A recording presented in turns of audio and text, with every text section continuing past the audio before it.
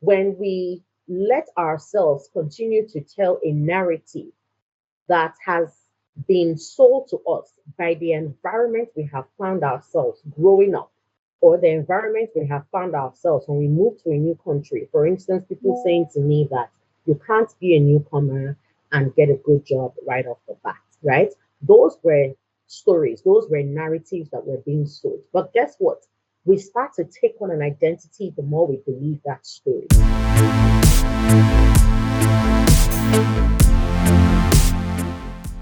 Those inner voices, they limit us a lot. And like you said, because we don't want to talk to those voices. There was something I was Mhm. saying in one of my books that's a couple of years ago, talking about discovering yourself. That is what the book is about. That is the thesis of the book. I was saying there is this thought that you have that is telling you that you cannot do it because I was talking about limiting belief in the second chapter. Say you can really put yourself to test. How you put yourself to test is that when those thoughts that you are having in your mind, they come to you, don't leave it there. Take it down and put it on the paper. They go to review it later. Absolutely. Because what you will see, at least in my experiment, is that some of them will disappear. Which means they are not really real. They are not there. They are just imagination that you have.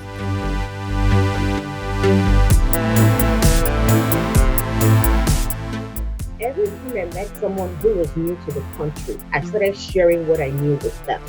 And I realized something that for every person I was helping, their journeys in their careers, in their job search was cut by half at least. And that really gave me hope because it meant that whatever I was figuring out was something solid, it was working, and it was a structure and a framework that can be applied to just about anybody.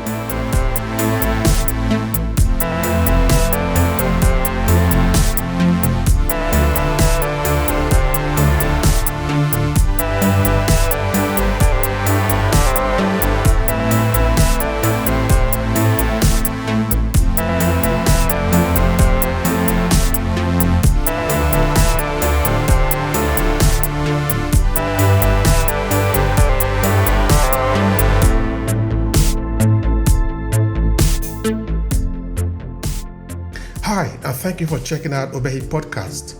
We encourage people to own their story and share it with the world to expand their purpose. Before we start this presentation, I have something to quickly share with you. Are you a purpose-driven entrepreneur?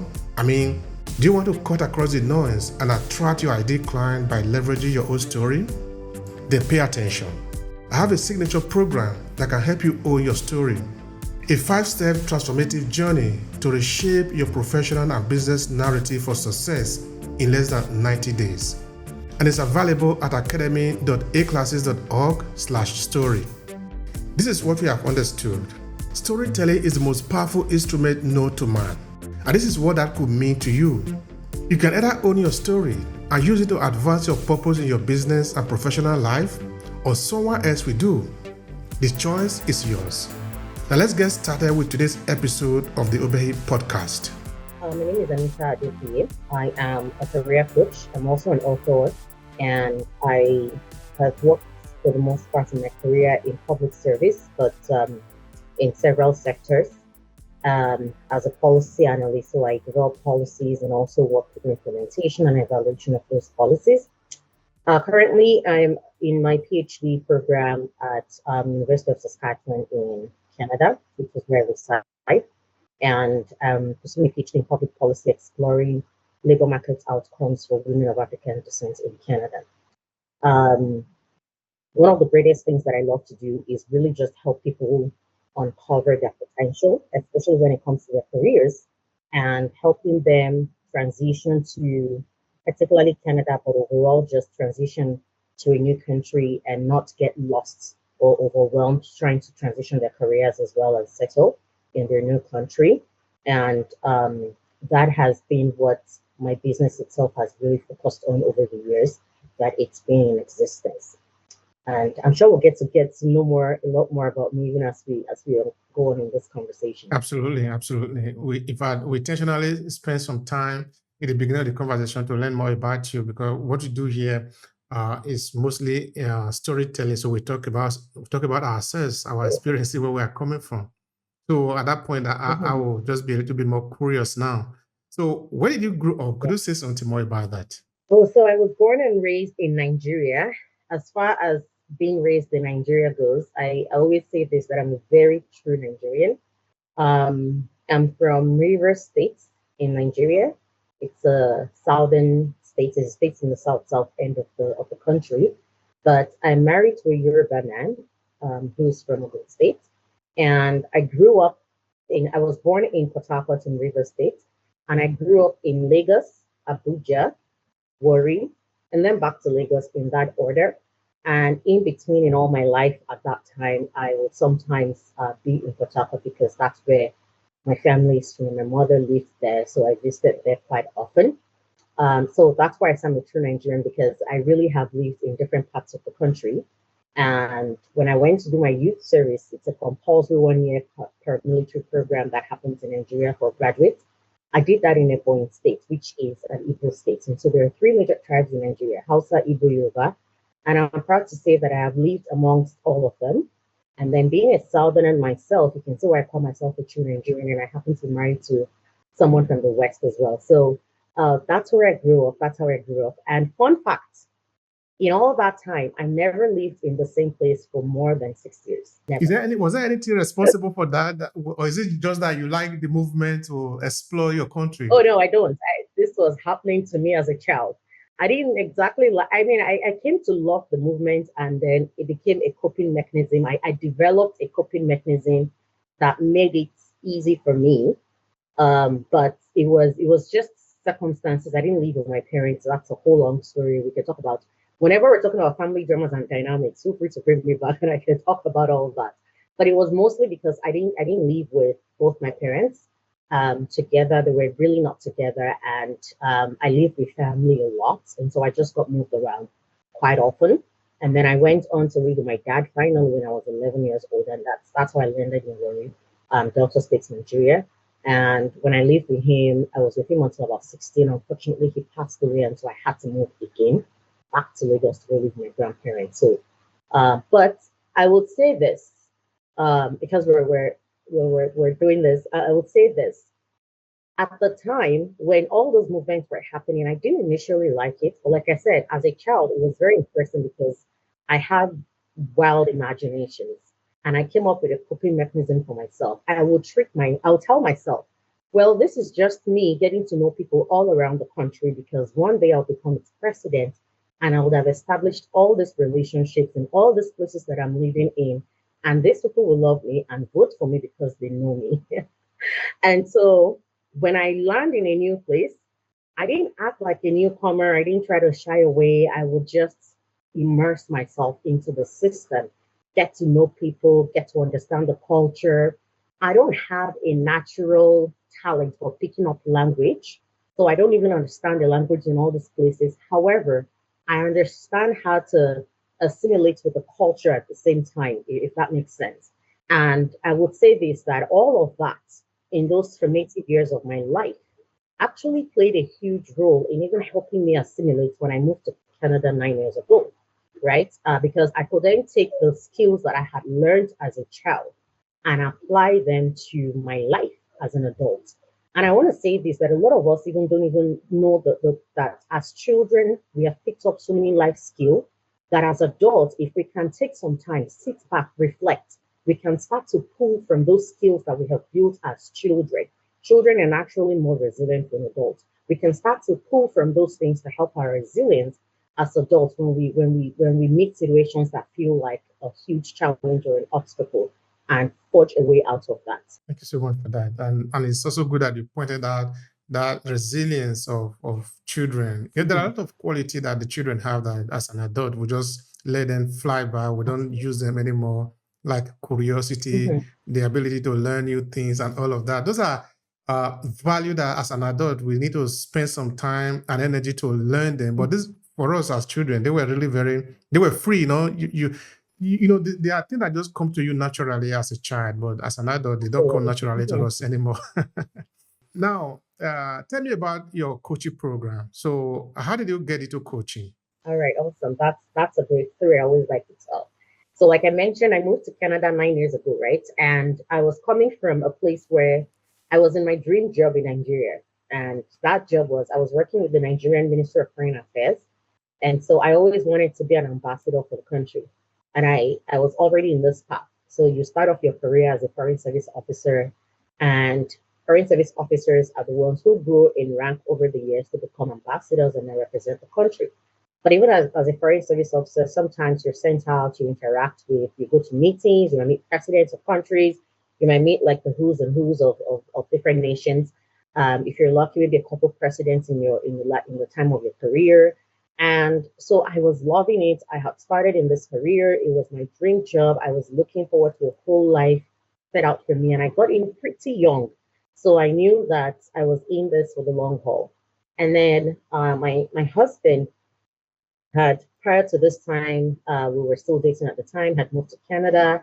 And when we got married, had our daughter, we were trying to make the best decision for our family. And we wanted to somehow keep both worlds. That was the initial plan. We wanted to keep both worlds because we understood that this was a dream job for me and the prospects were good. But when I had my second child, my son, I had a near death experience. And in that moment, when I'm laying in the bed and they were trying to make sure they kept me alive and everything went well and just checking everything, I made a very pivotal decision. And I thought to myself, if I had died, like what would be the story that I was chasing dreams and aspirations and career? And so I made the decision in that place at that time to, my husband was with me. I remember that day very clearly. He was, always by my bedside just praying. And one of those mornings I had slept off and then I woke up and then he was there praying and I tapped him and I said, I think I'm going to stay.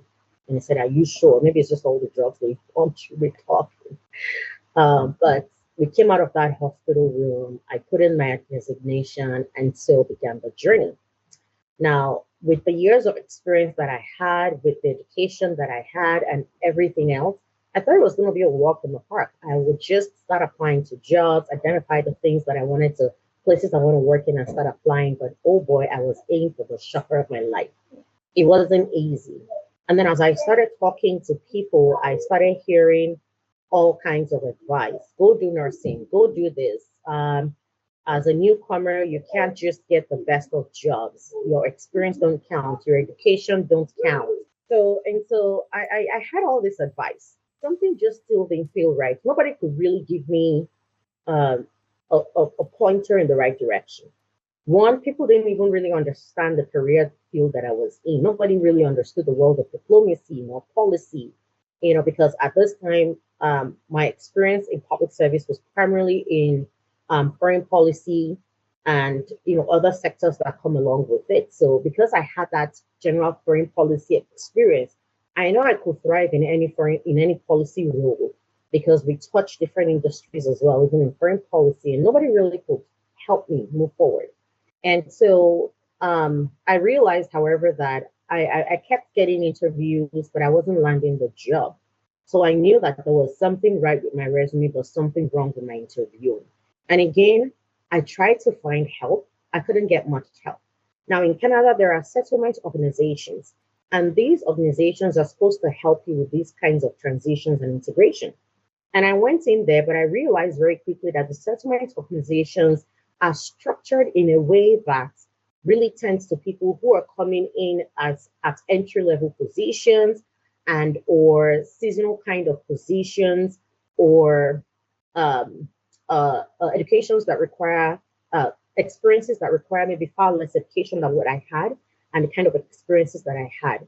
So if you were like in a white collar, blue collar kind of job, they weren't exactly structured for you, if you get what I mean. And so they couldn't help me either because it wasn't just what they were wired for or structured for. And so that forced me to get back to my own drawing board to say, okay, what exactly do I want?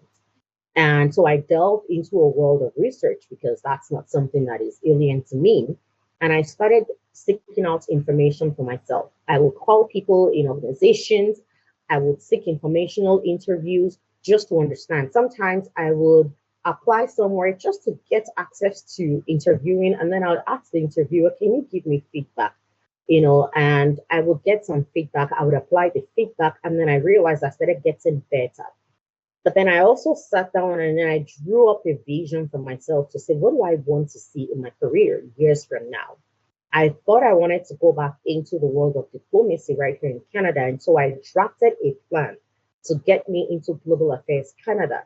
And within that plan was I needed to be a citizen, I needed to learn French, all the things that I needed. And so I pulled up that vision and I asked myself, what do I have today that would help me, that positions me for this position, for this job tomorrow?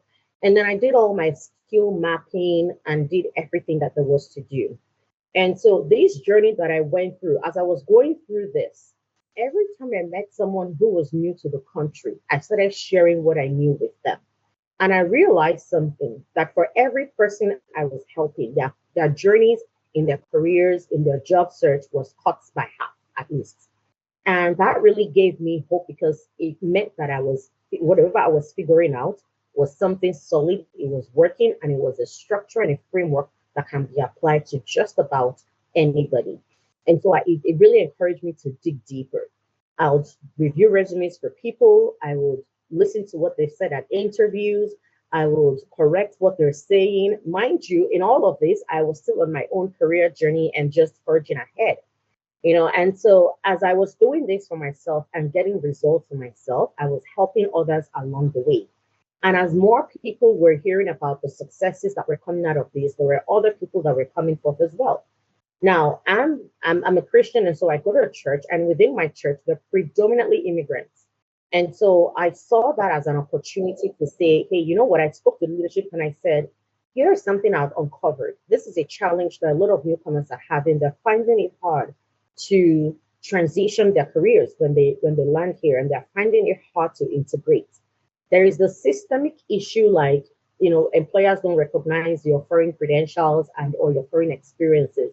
But even within that system, there are ways to beat the system. And I think I'm figuring something out, and I want to be able to teach that to people. And so I got the blessing from my pastor and the leaders to start an information session where I would gather newcomers and then teach them everything that I know just to help them integrate into the system better, and results were pouring in.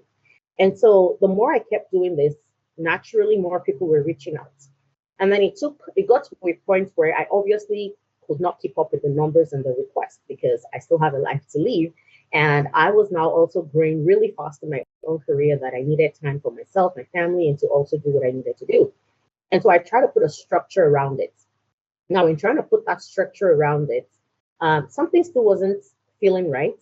And I remember there were people, there were always those people who tend to abuse. Quite frankly, I always say that I stumbled into business because I always used to say that I'm not a business kind of person.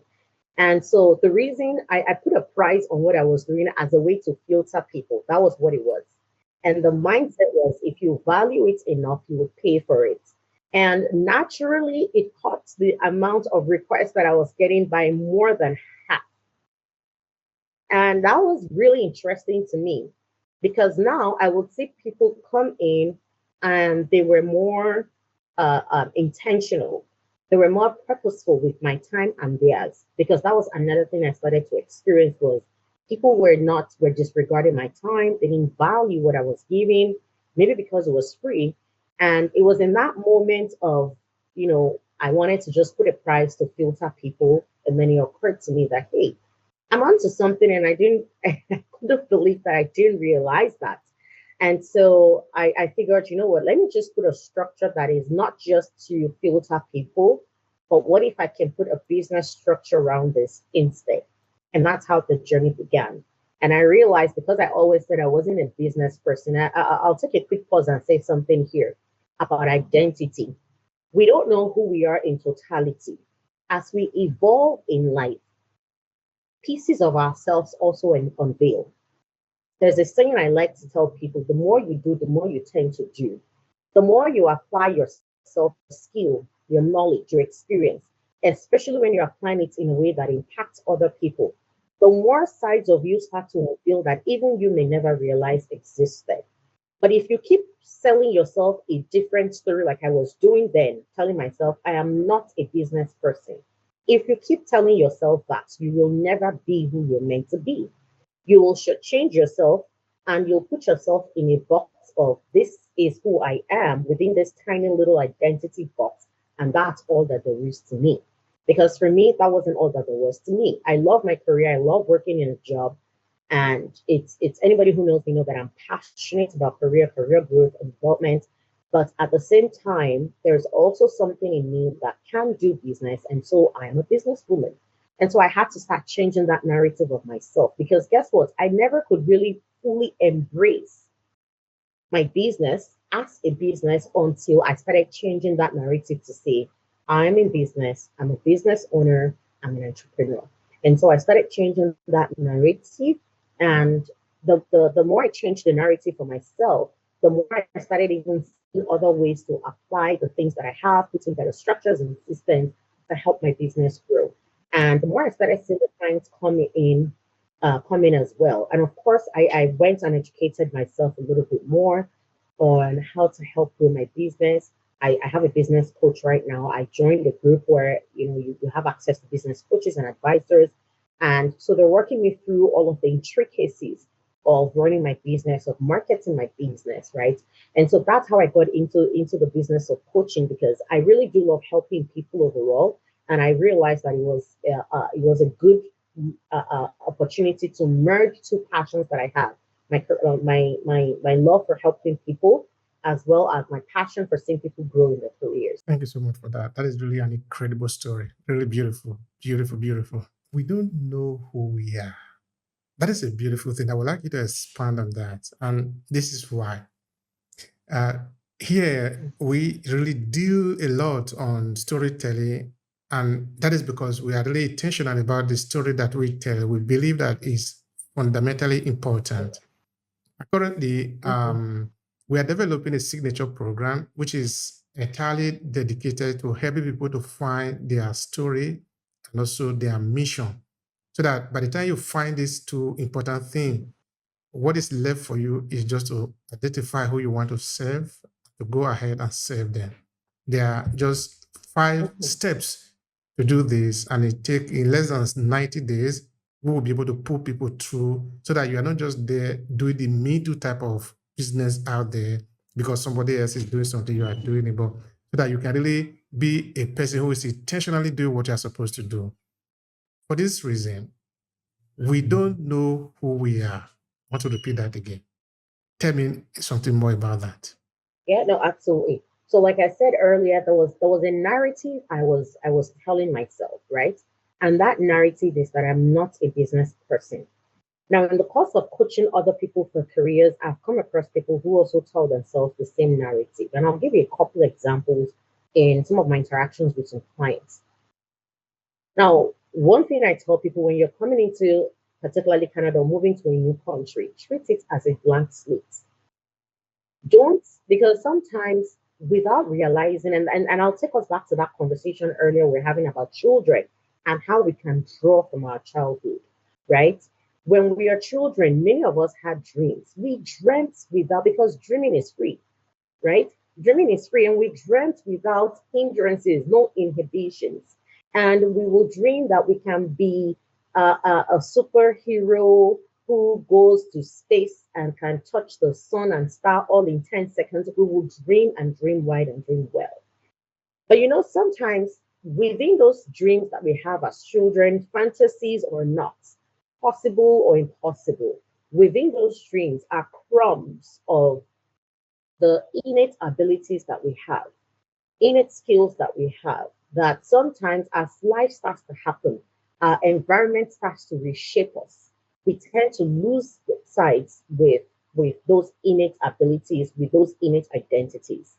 And so when we let ourselves continue to tell a narrative that has been sold to us by the environment we have found ourselves growing up, or the environment we have found ourselves when we move to a new country. For instance, people saying to me that you can't be a newcomer and get a good job right off the bat, right? Those were stories, those were narratives that were being sold. But guess what?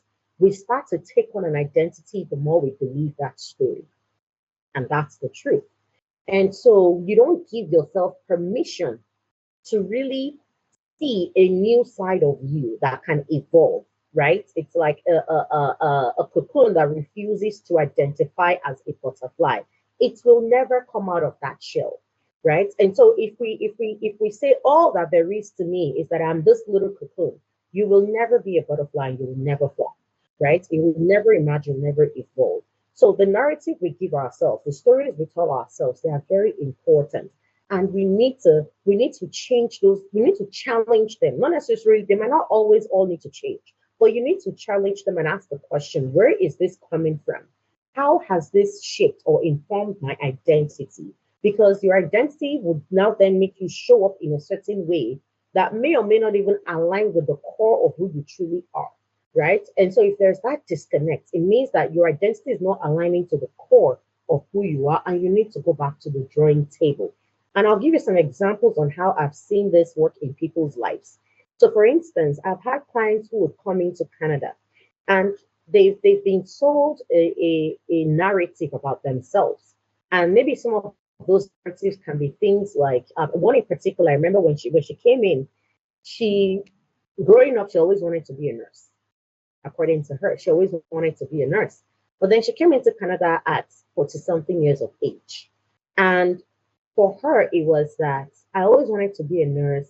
My parents had this idea of what nurses are and who nurses are in Nigeria, and they didn't like that picture, so they dissuaded her from being a nurse. They tried to, channel her towards being a doctor. It wasn't working. That wasn't what she wanted, and so she settled for something else, a completely different field. And so when she came to Canada, she and I were talking, and she said, I don't know what I want to do, but I know I don't want to do, continue working in the field that I was back home. And so I said, tell me about your childhood, which I tend to do a lot with clients. And people will wonder, what has my childhood got to do with my career? It has everything to do with it. And I'll say, tell me about your childhood. What was it that you always wanted to be when you grew up? Of course, sometimes you hear some weird and interesting stories that you're like, yeah, no, that's never gonna happen. but but sometimes people start to uncover pieces of themselves, right? And so she said, I always wanted to be a nurse, and I'm like, so go do that. And she said, well, I'm 40. I said, so what are the odds that you would ever get a chance like this again? You're starting afresh already anyway by being in a new country. You said yourself you don't want to continue in this field. So here's an opportunity. What will it take? Worst case scenario, 3, 4 years, you're done. Guess what? 3, 4 years will pass. And if you do this, you may find yourself in a new career path that brings you fulfillment, that aligns with the core of who you are and your innate skills and abilities. And then you can begin to hone them in a natural environment. And work does not feel like work. It just feels like you're living your normal everyday life because that's the core of who you are, right? But she had this other narrative and identity, and it was conflicting, and she was frustrated. I'm happy to tell you that this lady took the advice. She went into what she wanted to do. She's a registered nurse today, and her story has inspired so many others because I've seen people much younger than her come in and try to tell me the same story about, well, I've come too far to start all over. And I'm like, no, nobody's ever too far to start all over if that's what your journey requires, right? All you need to do is just evolve and take on this new identity, right? And it's chances are that it's more aligned to the core of who you are. And so that's one example, right? That I can share with you. And so when people start to uncover, because oftentimes it's the voices in our heads to say, well, what if? Well, what if not? Right? And so by the time you're able to question the source of that voice and that identity that you're trying to take on, or that narrative that you're telling yourself, by the time you question the source of it and question what it is telling you, engage with it, interact with it. What many of us try to do oftentimes is shut it down, ignore it, and hope that it will go away. No, engage with it and say, where is this coming from? Seriously, who told me that I can't start again if I need to? Or who told me a 40-year-old somebody can't go back to school and read nursing and finish well and come back and start a new career path that, by the way, I always wanted in my life? Who told you that? So when you can question those voices, or you can question those narratives, then you free yourself to become a new version of you that you realize that you surprise yourself and you begin to do things that you thought you could never do before. You begin to get results that you didn't think you'd get before. You begin to tap into new levels of expressions that you didn't think you could get before, right? And so we really can limit ourselves by the narratives we're selling ourselves. That's so true. That's so true. That's so true. Those inner voices, they limit us a lot. And like you said, because we Absolutely. don't want to talk to those voices.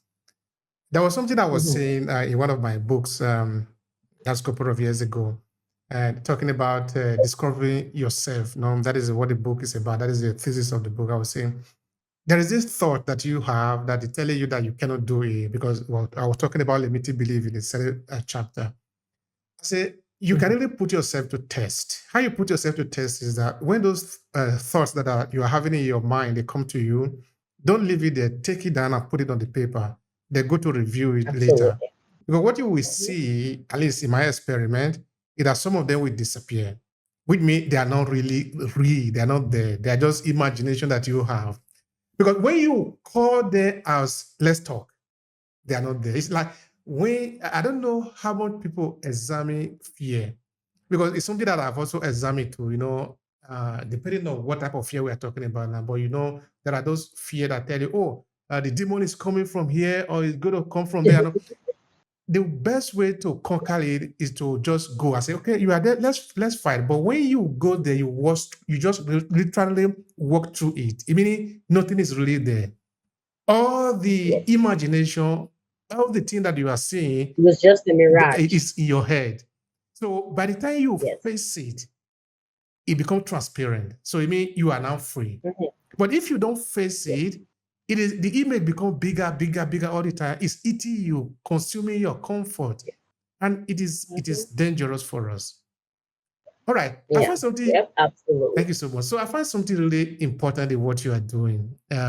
In A Classes Media, we are really concentrating on purpose-driven entrepreneur. That is, the people that want to work with us must have a purpose or must have the intention of having a purpose that is deep.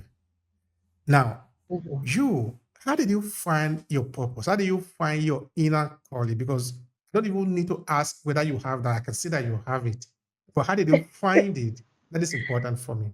All right. So there's I mentioned earlier that I'm a Christian, right? So if you I don't know where you stand on this, but if you permit me, I'd like to reference something that is a guiding principle for me, and it's something that's in the Bible.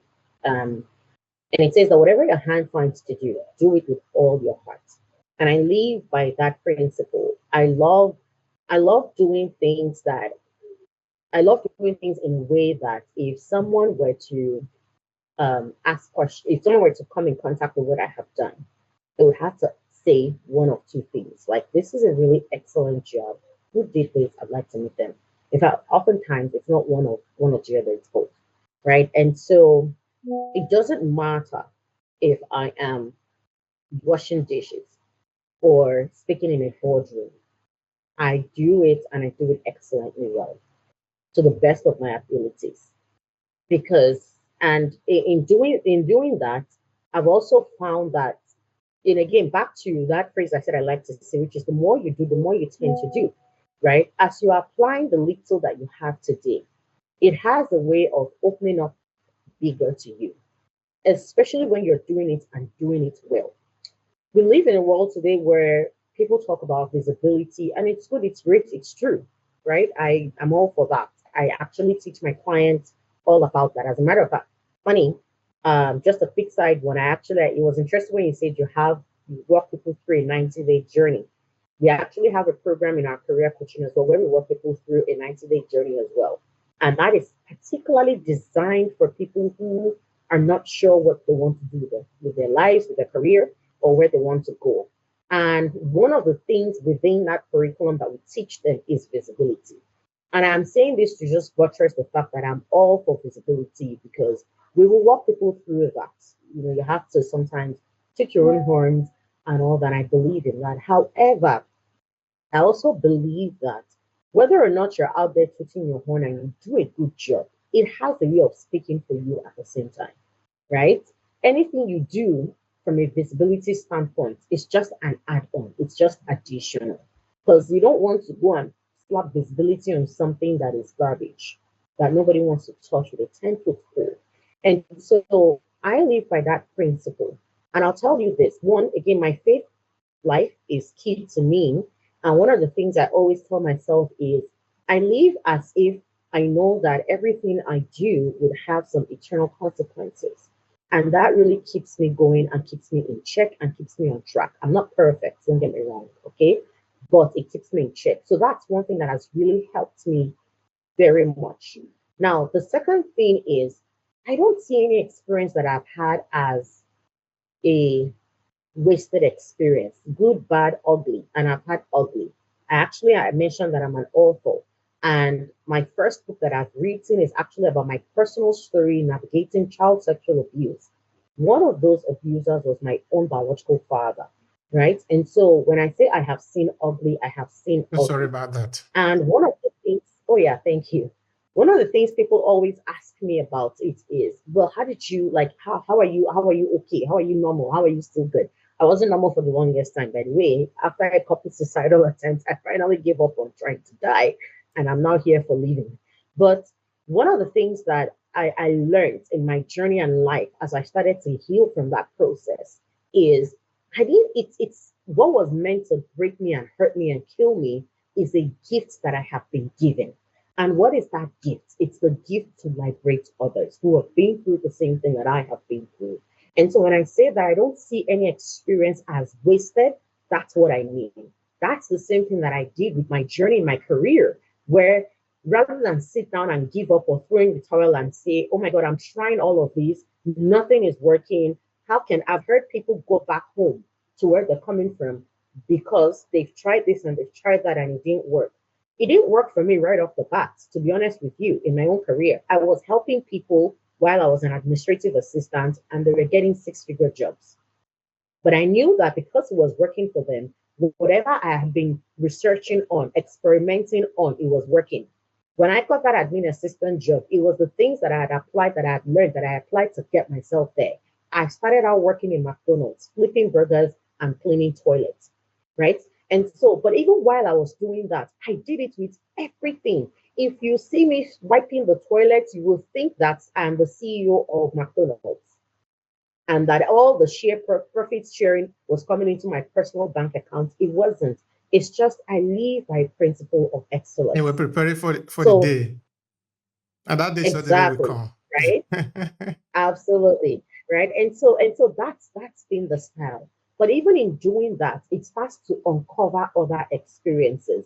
I remember, and I'll give you a very, very clear example of this. I remember one time I was in a particular at this point I had gotten into government and I was working in the provincial government in there in Canada in my province. And in that job, there was something, first of all, nobody wanted to touch that file. And one of my mentors had told me this. He said, whenever there is that job that nobody wants to touch, those are the ones you should go for. People don't want to touch them because they're high risk and everybody's afraid to fail. But guess what? High risk, high reward. If you succeed in that high risk work, people will know you. They will know that, okay, who did this? If you fail, the risk is also high in that depending on what it is, you might get fired. But at the same time, there's an understanding people have that it's a difficult file, right? So you might be lucky to get some leniency based on that. But he said the ones nobody wants to put up their hands for, put up your hands for it. It might be scary, but go for it. And there was one of those opportunities, and I went for it. And I did this thing with everything in me. I even went overboard to help another department establish their own thing that they didn't ask for my help. I just said, hey, I'll help you do that. Now, the other department, the leader, the executive leader in that department is still an active mentor in my life till today. And when I finished doing this, we did everything, moved on. I'd even moved on to a new ministry at this point, to a new level. I was just doing my work one day and I get a phone call. And on that phone call is somebody who was saying, hey, and this is so and so from so and so ministry with the government. I hear you did this and this and that on this particular file. a couple years ago. I said, yes, I did. And I heard you were the lead of this project. I said, yes, I was. And he said, well, we're looking for someone who knows this project, who knows this file in and out, and we can't find anybody who knows it as well as you do. Word has come to us that you're somebody who knows this thing in and out because you've been through it and you've established it in two different areas. And I said, I have. And they said, well, we'd like to offer you an opportunity. I did not apply for this job. Would like to offer you an opportunity. Is this something you'd be interested in? And I'm like, yeah, let me think about it. But then on the inside, I was, yes. You know, on the inside, I was flipping, back flipping, doing everything. And I'm like, yeah, just let me just think about it. What's the pay range again? And then it told me 4 times my salary. And I said, I'll get back to you. And 4 levels higher and almost twice my salary. And I said, I'll get back to you. Give me a moment. And then I called my husband and I said, guess what just happened? I just got an offer that I didn't even apply for. And that's how I stepped into that new role. Again, the person, everybody I've worked with, every leader I have worked with, maybe just one or two that are not currently in my life, but for the most part, all the others are still in my life till today. Now, why am I sharing all this? Because sometimes people mystify purpose as one big thing that just, one day you just have this eureka moment and it's like, yes, this is what I'm supposed to do. Some people have that experience, no doubt.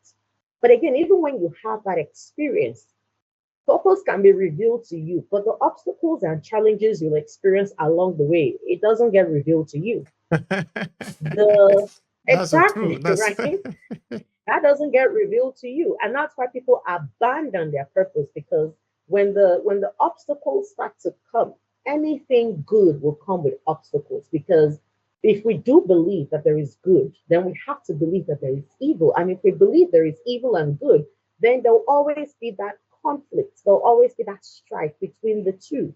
And when there is that strife, we are oftentimes the determining factor on what wins or who wins, right? And so for me, it's that whatever it is, my painful experiences, my good experiences, my bad experiences, all of it, I treat them as gifts that I have been given. And that gift is to say, who needs this? Who needs to walk through this path that I have walked through? And when I walk through any path, I don't just walk through. I actually create a pathway for people such that even if I am not there, the legacy I want to leave to you is that you can take whatever it is that I have put in there for you, you can follow the pathway and you'll get the desired result. And that's the way that I choose to live my life, right? And in doing that, it's uncovered other opportunities for me. And as I step into those other opportunities, I get to uncover more sides of myself. And so you see the cycle, right? As you do more and you do it diligently with excellence, it uncovers more for you. As you step into that new role, you uncover more about yourself. And then you now take in that attitude of excellence and diligence, and so that cycle begins to continue. And that's how people, eventually get to be whatever or whoever they say they are. And then it's like, oh my God, this person just blew overnight. No, they didn't. It started when they were six. They've been working on it, right? though. They've been working on it, right? And they've taken on an identity of maybe excellence and diligence or value systems that guide everything that they do, such that it won't matter if, like I said, if they're flipping burgers or leading CEOs in a boardroom, they apply those same values, right? And so for me, it's that, well, just to summarize, right, is that I see my time on this earth as very temporary because it is for all of us. And I treat every day as if it has eternal consequences. And if it does, the question I ask is, what would be the results that I leave this world with? What would be the legacy that I want to leave behind in this world? And those are the things that inform the what I go into. And I know what my unique abilities are, right?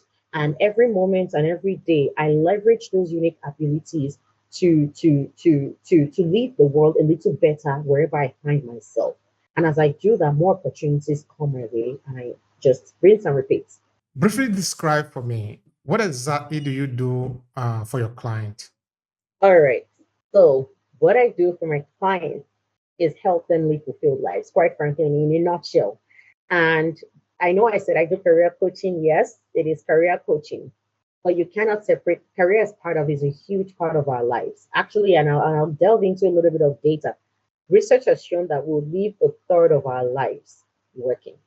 And a third of our prime lives is what we're actually going to dedicate to that working time, right? And so if you're taking the most prime time of your life and you're going to be working, especially if you're going to be working for someone else's company or organization, even if you're working for yours, I think it's important that you're working in a place that you're not waking up every morning frustrated. You're waking up, going to work, you're fulfilled. I went to see a doctor. Well, it was a walking doctor, not my own family doctor, but it was a walking doctor. And we're chatting about work, and he's asking me what I do, and I told him. And he said, "Do you enjoy it?" And I said, "Are you kidding me? I love my job." Then he looked at me and said, "What?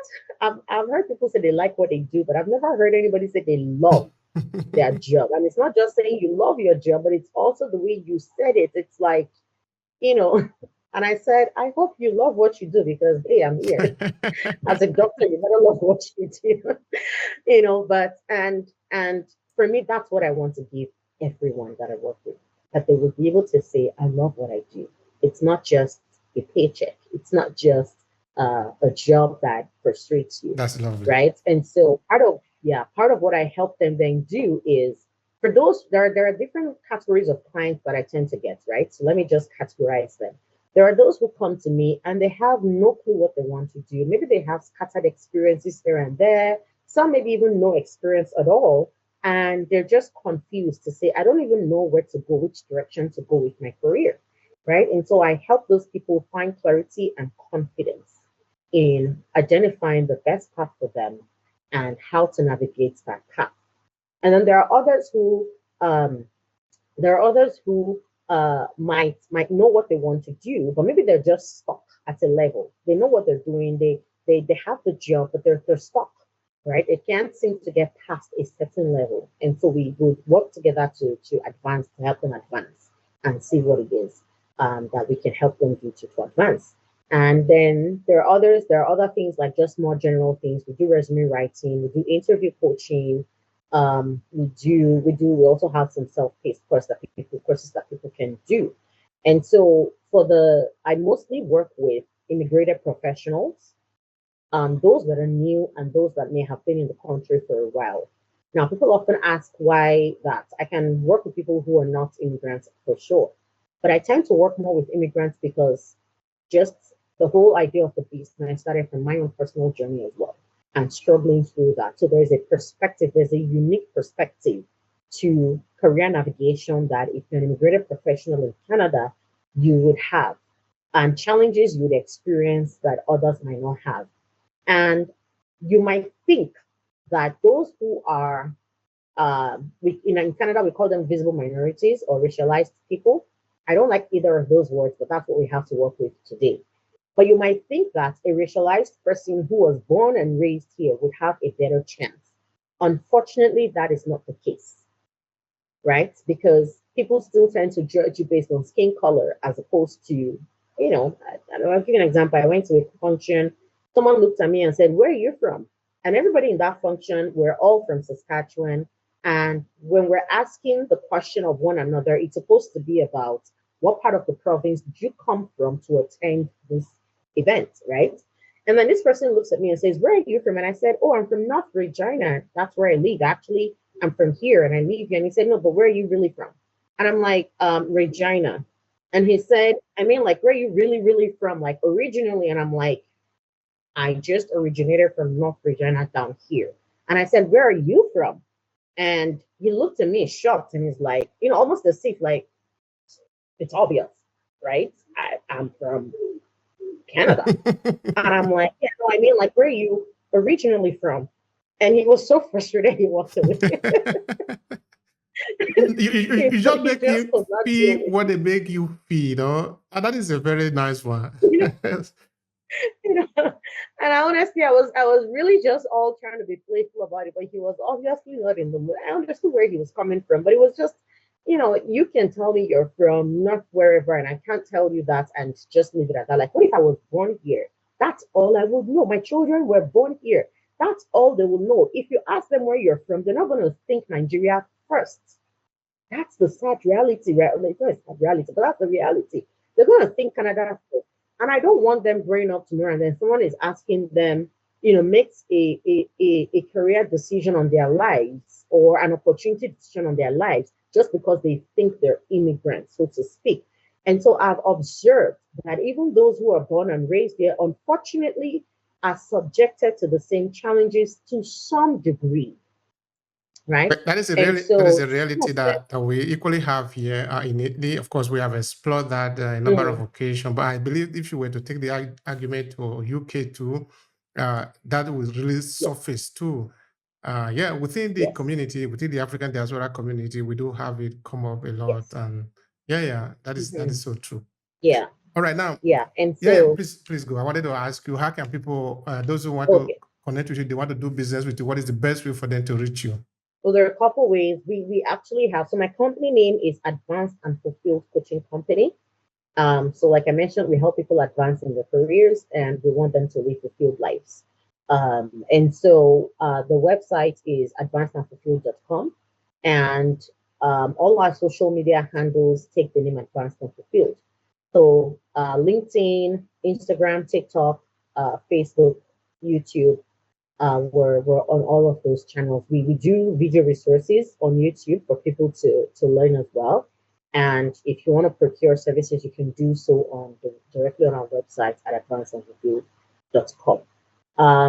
My on LinkedIn, I'm also, of course, personally there as well. Anita is my name. If people want to get in touch, I'm always happy to chat with people. Again, respect for time or whatever. People have to be respectful and mindful of time and where necessary time difference as well. But yeah, that's how we can be reached. Lovely, lovely. All right. Now, what would be your final thought here to conclude the conversation that we have had today? So my final thought would be this is that your career is an integral part of your life. And I like that we talked about purpose and career can be purposeful as well. Right? And people should aim and strive to have careers and have careers that are purposeful for them. And for those who are moving to Canada or moving from one country to another, I always recommend this. Treat that move as a blank slate. If you take a blank sheet of paper and say, what is it that I always wanted to do in my life or with my life? Have I been living true to that where I have been? If the answer is no, how can I leverage this new place to then start to be that person?